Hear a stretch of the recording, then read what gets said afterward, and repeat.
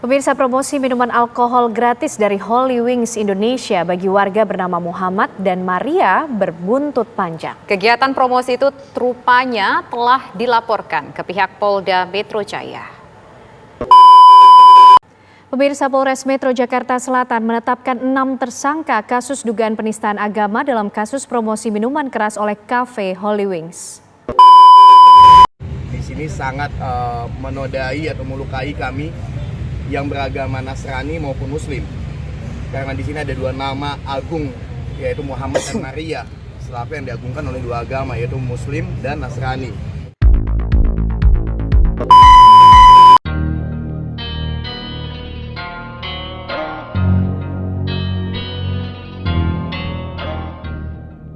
Gubernur DKI Jakarta Anies Baswedan resmi mencabut izin usaha 12 outlet Holy Wings di Jakarta.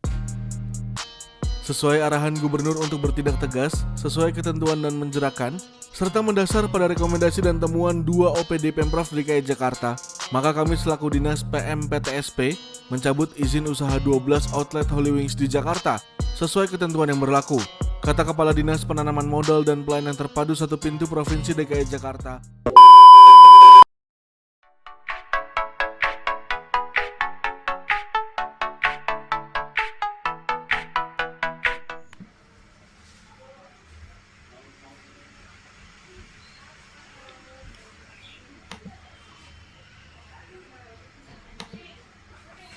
Assalamualaikum warahmatullahi wabarakatuh. Saya Fatur Rozi Farori, NIM 2019-1221-054, akan mengerjakan UAS teori pengambilan keputusan, yakni tentang studi kasus Holy Wing. Seperti yang kita ketahui, kasus Holy Wing dengan penamaan atau pemberian minuman alkohol gratis untuk orang-orang yang bernama Muhammad dan Maria telah menjadi satu permasalahan yang cukup banyak diperbincangkan oleh masyarakat secara luas. Langsung saja, mungkin ini ada beberapa teori yang dapat digunakan dalam menganalisa kasus Holy Wing yang sedang terjadi. Yang pertama ada teori bias, yang kedua adalah Six Thinking Heads, dan yang terakhir ada Batna dan Zopa. Untuk teori yang pertama, yakni teori bias. Teori bias secara dalam istilahnya, bias adalah penyimpangan dalam berpikir yang cenderung mengalami kesalahan. Dalam kondisi tersebut, secara perlahan akan mempengaruhi penilaian dan keputusan seseorang individu saat hendak memutuskan suatu hal. Dalam kasus ini, kasus Holy Wing, dalam hal ini pihak marketing atau bagian promosi dari Holy Wing melakukan kesalahan dalam penamaan atau campaign promosinya. Penggunaan nama Muhammad dan Maria yang merupakan dua tokoh atau nama suci dalam masing-masing agama membuat terjadinya ketersinggungan di antara tokoh dan juga masyarakat terkait campaign tersebut. Untuk selanjutnya adalah teori atau perspektif Six Thinking Heads. Six Thinking Heads mengajarkan kita untuk keluar dari kebiasaan lama dan membantu kita untuk melihat situasi yang lebih menyeluruh serta detail. Six Thinking Head ini memang mirip dengan mind mapping, namun lebih terfokus pada pengambilan keputusan dan dipermanis dengan topi-topi yang beraneka ragam warna dalam pembuatannya. Beberapa di antaranya Six Thinking Heads, yakni yang pertama adalah topi putih. Topi putih ini lebih berfokus pada data dan fakta. Dalam hal ini, dalam kasus Holy Wing, bisa disimpulkan bahwa dari data dan fakta yang ada, bahwasanya kasus Holy Wing ini mengacu pada kesalahan promosi sehingga menyangkut dengan kasus penistaan agama. Kemudian selanjutnya adalah topi hitam. Topi hitam ini mengacu pada sisi negatif dari pengambilan keputusan. Dalam hal ini, Holy Wings sudah terlanjur mempromosikan kampanyenya terkait produknya. Dengan kasus yang sedang terjadi, tentu kedepannya akan ada penurunan omset atau bahkan tuntutan untuk penutupan outlet yang juga akan merugikan pihak Hollywing. Selanjutnya ada topi merah. Topi merah ini mengacu kepada feeling atau perasaan. Dengan adanya kasus seperti ini, pihak Hollywing tentunya bisa tahu dan lebih bijak dengan kampanye atau promosi yang bersifat sensitif serta mengandung sara, sehingga dapat menimbulkan banyak masalah ke depannya. 3 topi selanjutnya adalah topi kuning. Topi kuning lebih mengacu pada hal yang positif.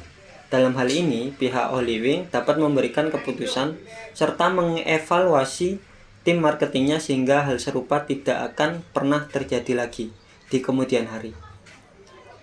Next ada topi hijau. Topi hijau ini mengacu pada alternatif serta kemungkinan.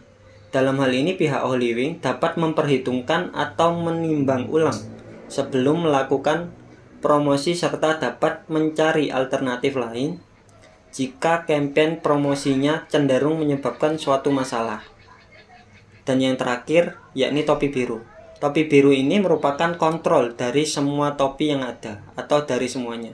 Dalam hal ini, jika semua topi sudah menemukan masing-masing pemecahan masalah serta jalan keluar, pihak Hollywing bisa menyiapkan kontrol agar hal yang demikian tidak kembali terjadi dan lebih berhati-hati dalam setiap pengambilan keputusannya.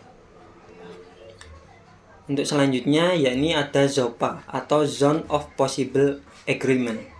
ZOPA adalah merupakan zona atau di mana terjadi kesepakatan antara penjual dengan pembeli. Dalam hal ini, dalam kasus Hollywing, kesepakatan antara kedua belah pihak harus terjadi. Dalam hal ini adalah pihak Hollywing dengan pihak tokoh agama yang merasa tersinggung dengan adanya konten atau kampanye promosi tersebut. Konten promosi Hollywing berupa minuman alkohol, namun menggunakan 2 nama tokoh suci di masing-masing agama. Dalam hal ini pihak tokoh agama meminta penutupan beberapa outlet Hollywing. Namun jelas dalam hal ini dapat merugikan pihak Hollywing selaku pemilik brand atau perusahaan terkait. Oleh karena itu harus ada alternatif kesepakatan entah dalam bentuk ganti rugi, take down campaign, klarifikasi, dan lain sebagainya.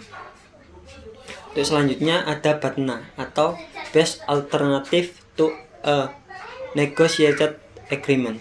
BATNA adalah sebagai alternatif paling menguntungkan yang dapat diambil oleh pihak yang bernegosiasi.